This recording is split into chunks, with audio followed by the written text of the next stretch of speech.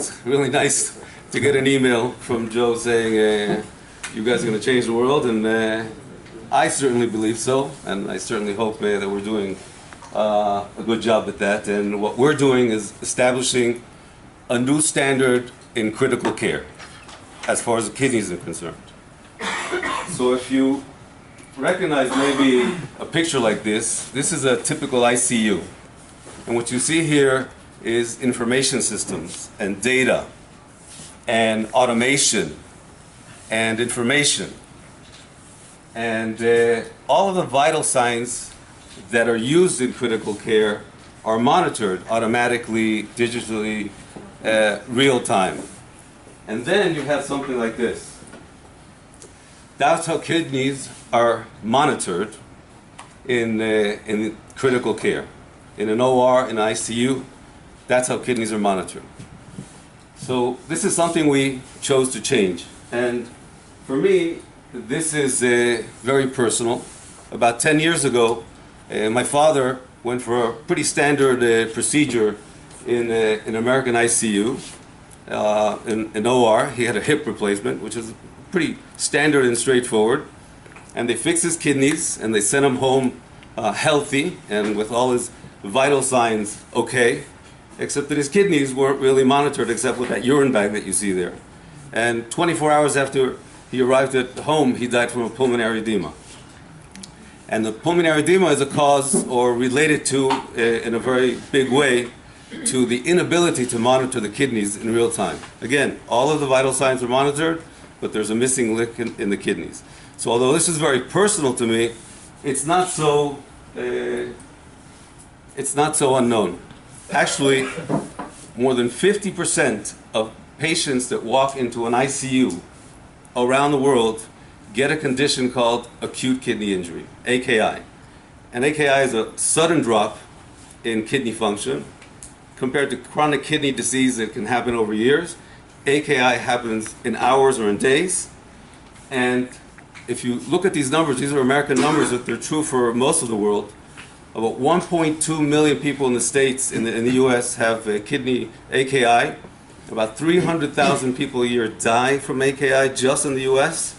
And of course, we're in this to make money. And if you look at the big issue from a financial perspective, it's an issue of length of stay. So if you look at the numbers here, on average, of those 50% of patients that go into an ICU and end up with AKI, on average, the additional stay for hospital-acquired AKI is 3.5 days. So the numbers are just staggering. And again, true around the world. So what we did is created a system that's at par with all of the other systems and monitoring systems in the ICU, or in critical care in general. When we talk about ICU, talking about OR, ER, and everything that's in critical patients.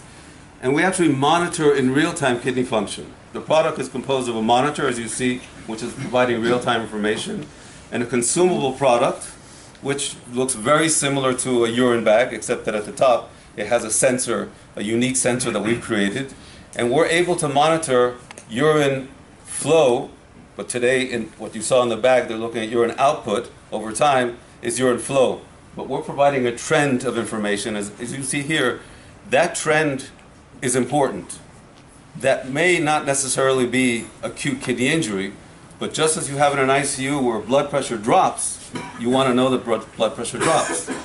What happens to the kidneys, they know hours and hours later. We have this information in real time. Not only do we know in real time that there's a problem, but we also know within minutes that whatever therapy is being provided in critical care, we can see the change in a matter of minutes. So without delving too much into the product, the concept is making kidney function at par with all of the other vital signs. And we're providing this so that it's a routine process like any other sensor that's connected to the body. So given that, so we're able to screen all the patients. So a patient like my father was likely to be discovered earlier when they could have done something about it. Not by the time he got home already with his kidneys really messed up from something else. And early assessment of risk, leading to the ability to intervene. And when you intervene, you also have the ability to monitor treatment.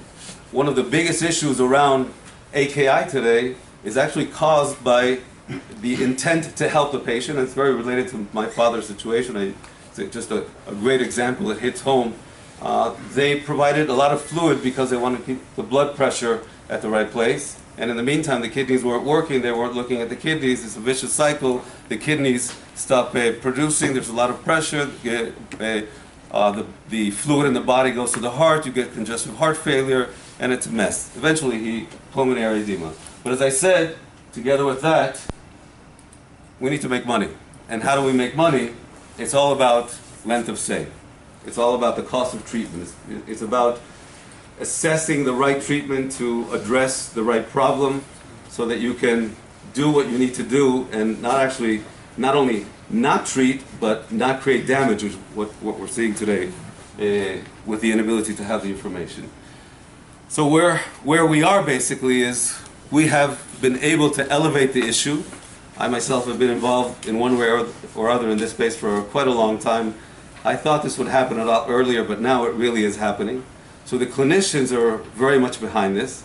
It really, probably 10 years ago, when I mentioned this in critical care around the world, they basically threw me out of the hospitals. And now what we're getting, John Kellum is the #1 AKI guy in the world. He's at UPMC in Pittsburgh, and basically he's done already a couple hundred patients. We've done, by the way, published data we have from Hadassah and we have from other hospitals, but now UPMC is a major center in the US with John Kellum being #1. Basically what he's saying is no more urine bags. Okay? We need reliable information.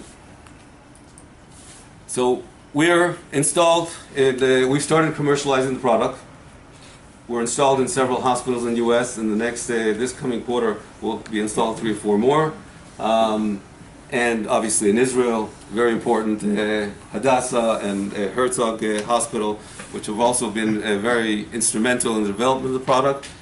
I'd say one of the most important things for us from a commercialization perspective is that mid last year we signed an agreement with Fresenius. Those of you that don't know, Fresenius is among the 4 biggest companies in the world. They're a German company. That they're basically in the dialysis space, so they're treating an existing condition, and now they're also interested in being in the prevention business.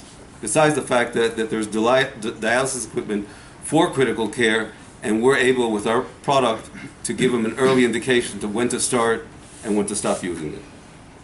So I was asked to say the last 2 slides that you asked, okay, what was my experience?